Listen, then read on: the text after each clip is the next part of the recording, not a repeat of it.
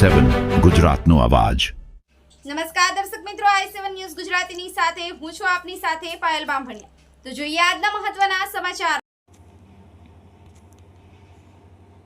Dahod Hyundai showroom પરથી વસંત પંચમીના દિવસે four wheel ગાડી ખરીદતા તેતરિયાના ડામોર પરિવારના શ્રી અલ્કેશભાઈ માન્યાભાઈ ડામોર।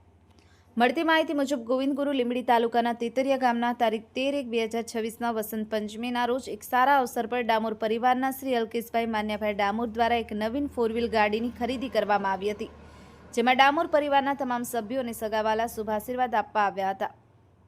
આવા શુભ અવસર પર ડામોર પરિવારના કાળુભાઈ ડામોર, કનુભાઈ ડામોર, માધુભાઈ ડામોર, બચુભાઈ ડામોર, બાબુભાઈ નિસરતા, રમેશભાઈ પુરિયા, મુનિયા ઈશ્વરભાઈ પુરિયા, મિલન, કાળાભાઈ ડામોર, કરશનભાઈ ડામોર અને બંટીભાઈ ડામોર સહિતનું પરિવાર ઉપસ્થિત રહ્યું હતું અને ડામોર પરિવારમાં ખુશખુશાલી જોવા મળ્યા હતા। Bureau chief Kalubhai Damor, i7 news Gujarati, Dahod.